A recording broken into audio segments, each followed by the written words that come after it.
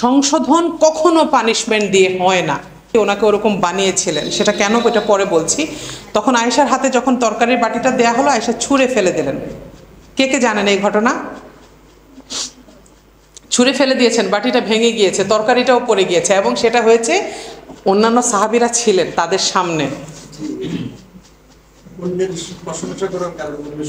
হ্যাঁ, এটা ওনার সহ্য হয় না। উনি বলছেন, কেন আমি রান্না করতে পারি না? ইস, আমার জন্য আবার খাবার পাঠাইতে আসছে, এটা বলে উনি এটা ফেলে দিয়েছেন। আমাদের যে কোনো আমাদের হাজব্যান্ডরা হলে বা আমাদের বাবারা হলে বা আমাদের ঘরের ছেলে মানুষরা হলে তখন কি করতেন? ওই বাটি ওইখানেই পড়ে থাকবে, আমি একটু আসতেছি, তারপরে ভেতরে যায় ট্রিটমেন্ট, প্যারাসিটামল, অ্যান্টিবায়োটিক যা যা লাগে, তাই না? কিন্তু আল্লাহ রাসূল কি করেছেন দেখেন, এটা আমি দুষ্টুমি করছি, কিন্তু on a very serious note আল্লাহ রাসূল ওই বাটির টুকরাগুলো একটু একটু করে উঠাচ্ছিলেন মুচকি হেসে হেসে, এবং উনি সাহাবীদের দিকে তাকিয়ে বলেছেন, তোমাদের মায়ের একটু হিংসা হয়েছে।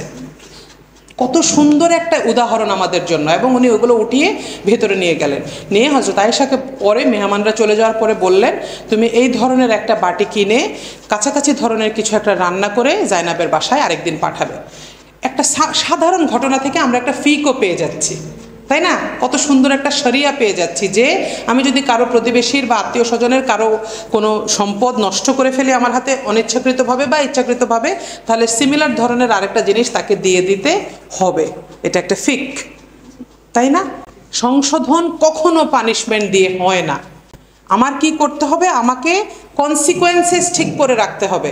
যেমন আমার যেটা হতে পারে যে আমি বাচ্চাদেরকে ক্লাসে বলে দিলাম যে আজকে ক্লাসে তোমরা ইচ্ছা করলে আমাকে ডিস্টার্ব করতে পারো, ইচ্ছা করলে কথা বলতে পারো, that is up to you, কিন্তু যারা যারা কথা বলবে তাদেরকে আমি বাইরে পাঠাবো, তাদের বাইরে থাকতে হবে, অথবা আজকে প্লে টাইমে তারা খেলতে পারবে না। এবার তোমরা নিজেরা সিদ্ধান্ত নাও বলে আপনি ক্লাস শুরু করলেন। আপনি চিৎকার, don't shout, don't shout, don't shout, চিৎকার করে হয়রান হলেন। চিৎকার দিয়ে তো চিৎকার থামানো যায় না আসলে, লাউড ভয়েস দিয়ে লাউড ভয়েস থামানো যায় না আসলে, তাই না? সো এটা একটা ইম্পর্টেন্ট জিনিস যে আমি বাচ্চার মিসবিহেভিয়ার ঠিক করার জন্য কিছু কনসিকোয়েন্সেস ঠিক করে ফেলতে হবে। যেমন মিস তোমার সাথে আজকে সারাদিন আর কোনো কথা বলবো না।